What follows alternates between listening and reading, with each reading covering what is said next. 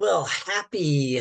Uh, well, it's actually Friday night right now that I'm doing this. I am doing this from Detroit, Michigan. I am out of town right now. My son is playing hockey up here, and so I am watching some hockey games and hanging out in the hotel room on a Friday night, bringing you the programming rundown for next week. So starting next week, we actually start Monday off with a 9/11 workout. So obviously, uh, September 11th, 2001, major day in American history. And so we are going to honor those who lost their lives in 9/11 with a workout on Monday.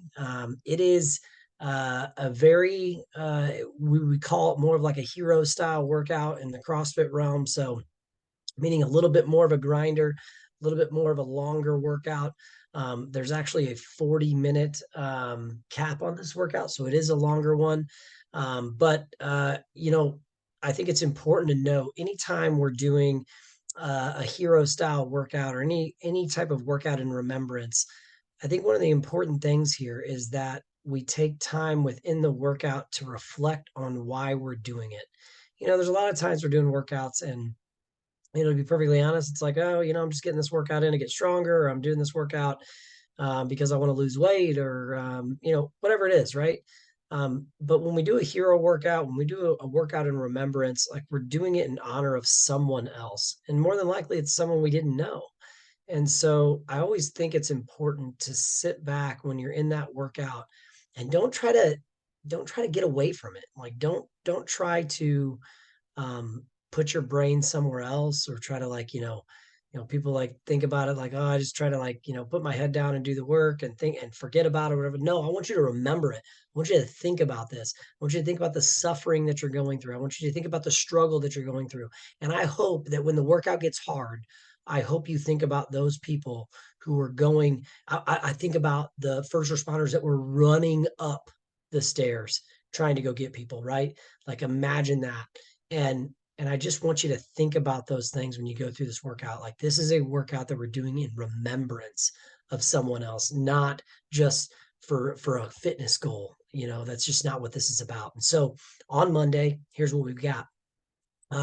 It's called Stand Tall. Okay. We're going to start with a 2001-meter row. I know that extra 1 meter gets some of you. Then we're going to move into 9 rounds, 11 deadlifts, 11 box jumps, 11 pull-ups.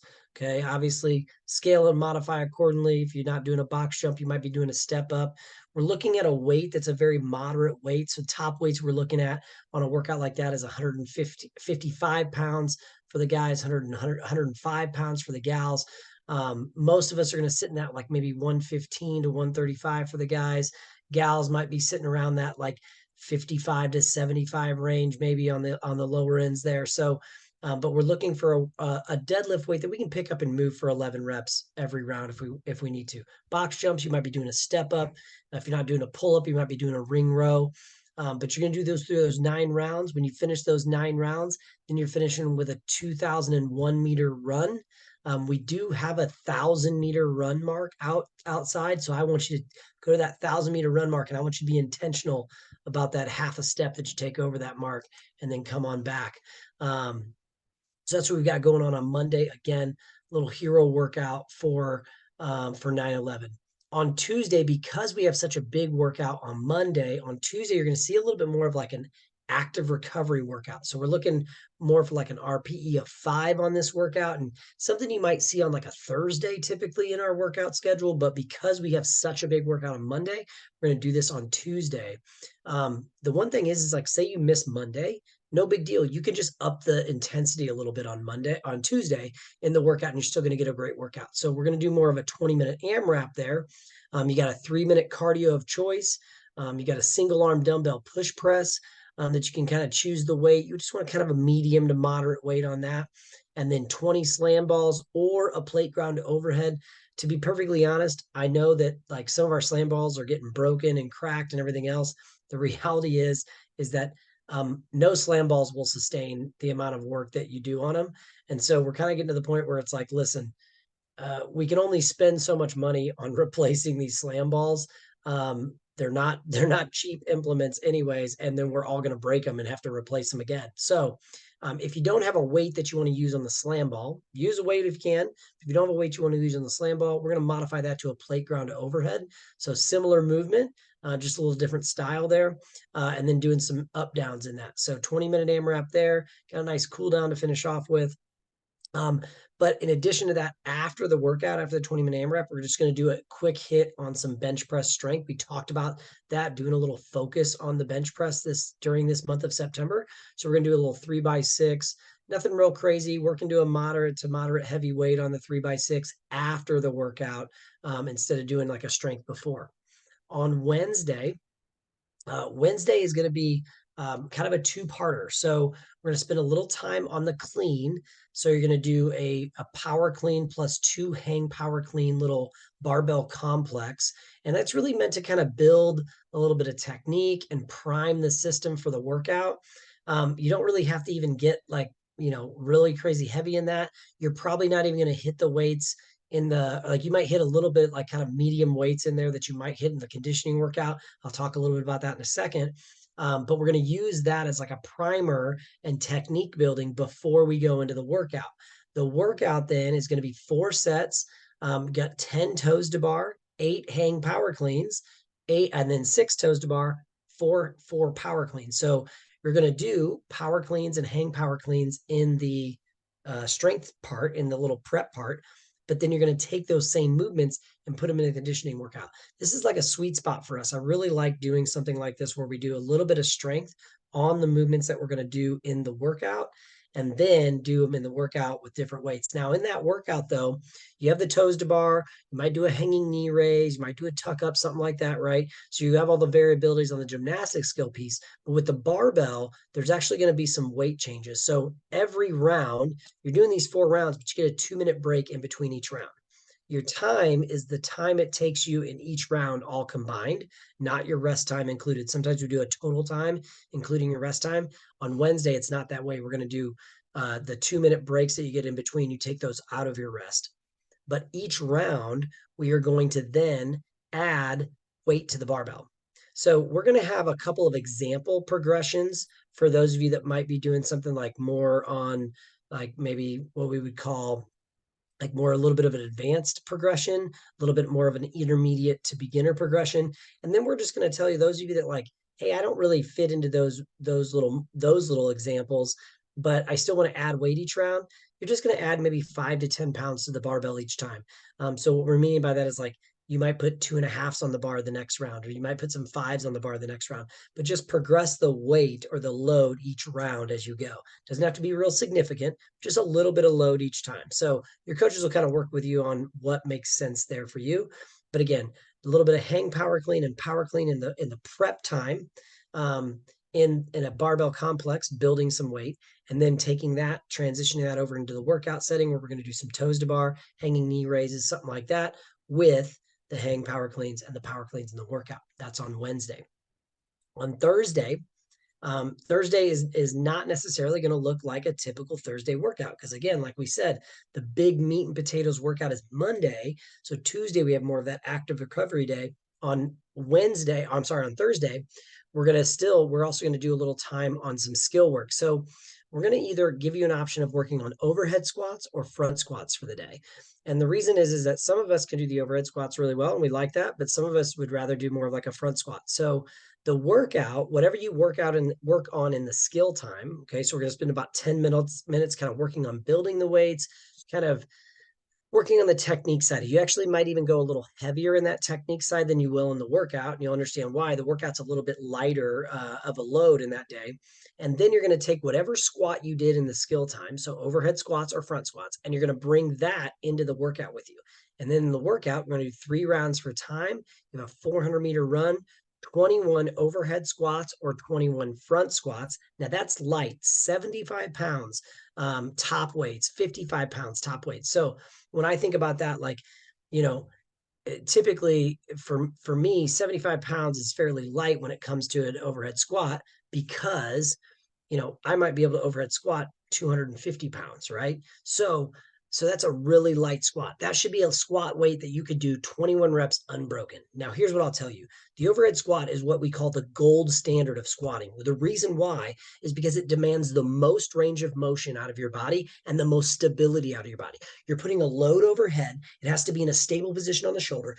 When you stretch out that arm, now you've elongated the lat. So now it demands even more out of your hips and your low back to get down. That's why some people go down in the overhead squat and they just fold forward because they just don't have the range of motion to get there. It demands more out of your hips, more out of your ankles, all that stuff, right? So what we're telling you is the overhead squat is the top end squat that we want to be able to do. So if you're still working on kind of the technique of that or the range of motion to get there, that's okay. Do the front squat in the workout, okay? Because then you would do the front squat or the overhead squat, and then everything else in the workout's the same. 400-meter run, 21 overhead squats or 21 front squats, and then you have 12 and you get to choose the push-up. It's kind of like a choose your own adventure workout, if you will. So you get to choose which squat you do, and then you get to choose which push-up you do. So for some of our advanced athletes, that could be the handstand push-up.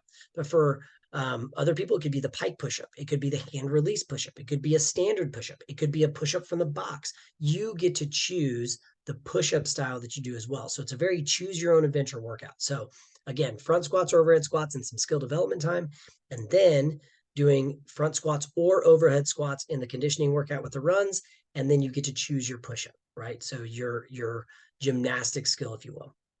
That's on Thursday. On Friday, we've got a little bit of a longer workout, and this is kind of like maybe the theme for the week. On the beginning and the end is a little bit more of a couple of grinders. So on Friday, we're going to get the ropes back out. So we did the rope climbs. It was last series or last focus was probably been more like maybe 3-4 weeks ago, but we did some rope climbs. So we're going to get the ropes back out again. We're going to do cow bike or cow row with this one, but this is going to be a 25-minute cap workout. So you've got 50 or 40 on the cow bike. It's a 60 or 40 when it comes to the cow row. So we'll have those modifications. You can bike or row. We only got 5 bikes, so sometimes it's harder to get everybody through on the bike. So if you want to row, I don't think this takes a lot away from you to do the row instead of the bike. Actually, it might be better off if you row instead of bike, because the next movement is a odd object lunge. So you're going to do, this is 40 lunges, 30 lunges, 20 lunges. So a lot of lunges in there, but we're going to hold either a sandbag, a slam ball, a med ball, but we want those lunges to be somewhat moderate to heavy, right? Heavy-ish. So top weights might be like the 70-pound sandbag for the guys, 50-pound sandbag for the gals, but you're going to hold it at your shoulder somehow. So if it's like one of the ball type objects, you might hold it in a single side setup. But if say you're doing like the what we call the feed sacks, those are the longer sandbags. Maybe you do a double, like it's over both shoulders behind the neck. But what we want is we want you to hold it at the shoulders, not hugging it, not holding it down at your stomach. We want it up top. Okay. So so you got a 50 cal or 40 cal bike, 40 back or not back rack lunges, but sandbag lunges, 30. I'm not sorry, it's not 30, 5 rope climbs. Okay. So it's like a 50, 40, and then 5. And then the next round it goes to 40 cal bike, 30. I'm looking at a screen that's just a little small on me. Sorry about that.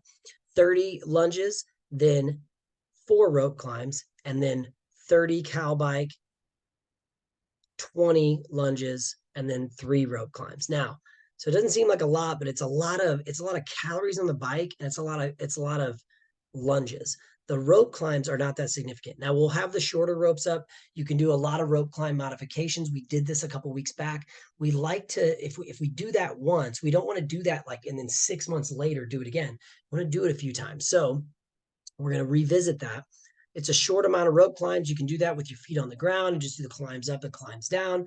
If you're not doing the rope climb variation, we do have like a tuck up variation there. The reps change a little bit on that, so your coaches will work with you on that. But 25-minute hard cap on this guy, using the rowers and the bikes. But you've got the bike, the cow bike, you've got the lunges, you've got the rope climbs.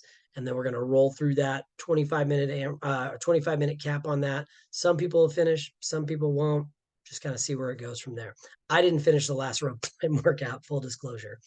All right. So then on Saturday, we're going to spend a little time giving you a little time to work on a pulling option for gymnastic skills. So that could be working on some vertical ring rows. That could be working on some strict pull-ups, some strict chest to bar pull-ups, or for some of you that are a little bit more advanced, working on some of the muscle up variations. You could work on a bar or a ring muscle up. We're just going to spend a little 10-minute time domain working on those pulls. Then in our workout, we're going to do a little 18-minute AMRAP in our workout, doing some dumbbell hang power cleans. We got 4 of those. You get to choose the weight on those. What I recommend on that is something like more closer to like the top weights, maybe be in the 50s for the guys, 35s for the gals and below. 4 box overs, and then 2 either muscle ups, and you could do ring or bar, or burpee pull-ups. So the way that AMRAP is going to work though is I would do a full round. So I would do 4 dumbbell hang power clean and jerks, 4 box overs, and then 2 muscle ups. And then I would rest when my partner does a full round. They go 4-4-2, then I go 4-4-2, and we go through that for the 18 minutes. So I like the dumbbell, like the dumbbell hang power clean and jerk is one of like my favorite exercises, to be perfectly honest. I love that one. I love it even better when it's a single arm. I don't know why. And like alternating, I like the flow of that one. And I like box overs. Muscle ups sometimes hurt my shoulders, so we'll see how that goes. But yeah, so that's what we've got going on for the week, guys. If you have questions, again, please don't hesitate to holler. I really appreciate you guys allowing me to come at you from a little bit of a remote setting. I really appreciate Coach Millie for dropping in for me last week, and looking forward to seeing all of you in the gym. Please remember 9/11 on Monday. Don't try to avoid that workout. Come to it, and let's honor those people that man made an ultimate sacrifice on one of the scariest days I remember as an American. So anyways, guys, I hope you have a great rest of your week. I can't wait to see you all in the gym, and wish us luck in hockey this week. We'll see you.